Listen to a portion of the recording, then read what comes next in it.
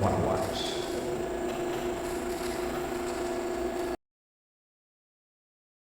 How's it going, guys? Welcome to Fatberg. Today I got a top 5 list for you. Today we're going to be looking at 5 brutal murderers who were convicted and then somehow released.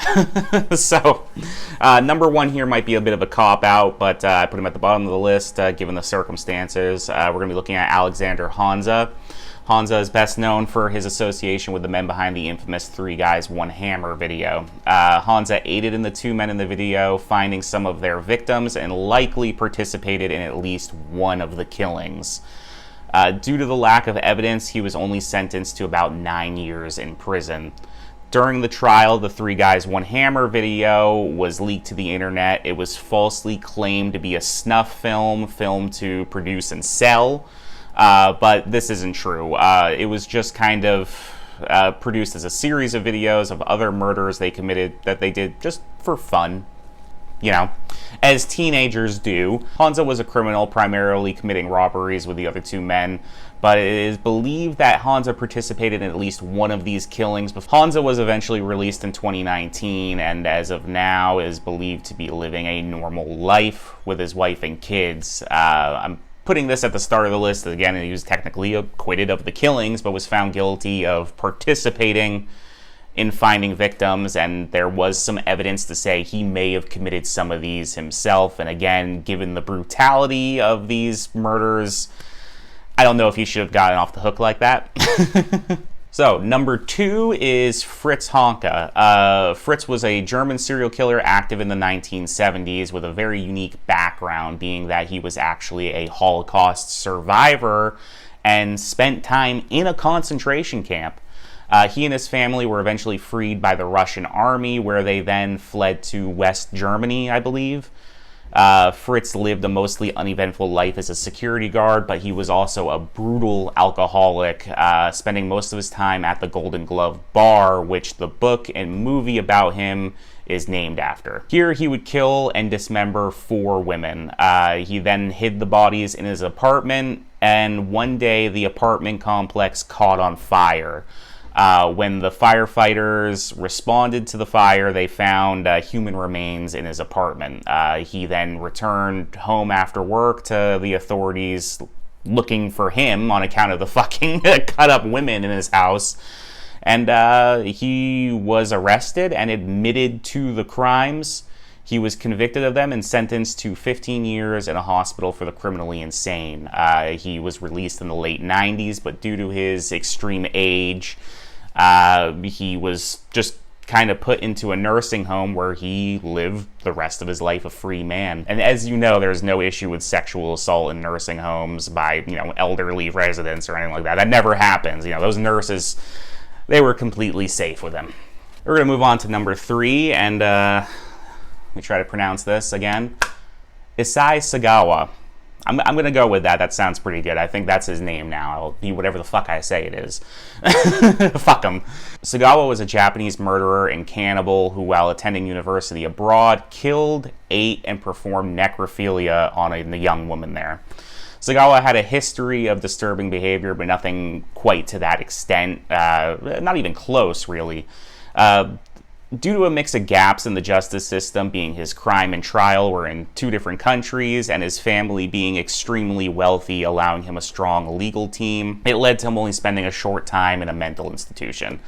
Very short. We're talking a couple of years here. Basically, while the trial took place, that's where he was, and that was the time he spent there. He was actually able to check himself out as he was acquitted and found not insane, so he just kind of walked out after everything was said and done.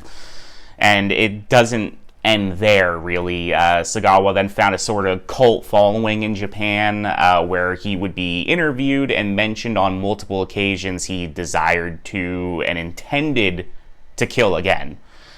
He also participated in these weird, like, porn exploitation film things where he would have sex with these women, and then after, you know, the act was done, they would tell the actress who he was and what he had done, just to kind of gauge their reaction.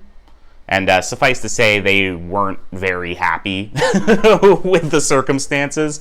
Sagawa sadly lived a long life, only having died last year due to complications of a respiratory infection. So, good riddance, I guess. So, this one was tied for the #1 spot. We're going to be talking about the Junko Furuda killers. Now, we don't know their names or who they are because at the time they were just teenagers, so all information on them was sealed. But Junko Furuda was a 17-year-old student in Japan who was brutally tortured and killed by her fellow students at her school. Over the course of 40 days, widely to be considered one of the most brutal cases of sexual torture ever committed. And I won't go into it here as it's pretty bad, but the full outline of what happened is available online.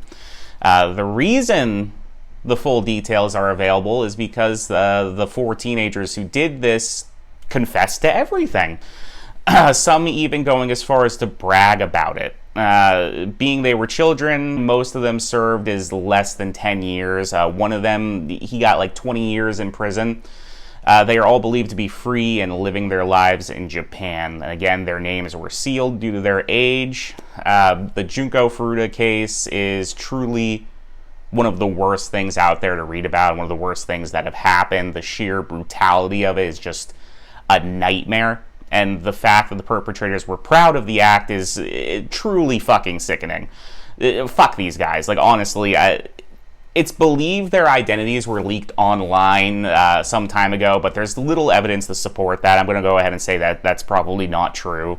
But I will say, if anybody ever finds out who these guys are, I say we go find them and we have ourselves a good old-fashioned drag. And our #1 spot is Pedro Lopez. Now, Lopez was a Colombian serial killer, also known as the Monster of the Andes. He was convicted of killing, holy fucking shit, 110 women and children. 110. Lopez mostly preyed on young indigenous children and was caught trying to abduct a 9-year-old girl. The locals detained him, but an American missionary, fucking oorah, convinced them to turn him over to the police as opposed to just, cutting his fucking head off and being rid of him. The police simply deported him. Yeah, they just kind of sent him to another country to be somebody else's fucking problem. Lopez traveled South America, killing women, leaving a trail of bodies in his wake. They turned up over the years, causing the police to reopen the investigation. Eventually, he was caught trying to abduct a young girl once more, where the evidence mounted against him eventually led to him admitting to the killings. Again, of 110 women and children. Holy fucking Christ. Though it is believed the number could be as high as 300. He was actually in the Guinness Book of World Records as the most prolific serial killer. They removed him fearing that it might cause people to kind of like chase his number, The other like 200 or so, there's not a lot of evidence to support it, but we had 110 bodies and he fucking admitted to those ones. For these crimes, he was given the maximum sentence available in the region. A harsh sentence, one might say, of 16 years. 16 years for a one-man fucking holocaust. He was released in 1998, but continuing with the trend of over-sentencing, he had to pay a $70 bail to get out. And then he was ordered to sort of report to the authorities periodically as like a probationary thing. He eventually stopped reporting to the police and disappeared, because why the fuck not? They weren't really doing anything about his presence before. Why would he think that they would do anything if he just fucking left? He was last cited in 2002, but it is believed he committed another murder in 2012. So he could possibly be out there still. Personally, I think I'll sleep a little more soundly at night believing that some local vigilante caught him and just promptly funky town the shit out of him and he's fucking gone. Or died of old age in the fucking woods somewhere, who knows. Fuck that guy. Now, a lot of these other people it's just fucking gaps in the legal system, man. I mean, including him. I don't know. Yeah, the legal system did real fucking good on Pedro Lopez. No, most of these dudes, it's just the legal system fucking failed society here, and it's a little comforting to know that it's not just America's justice system that's completely fucking garbage.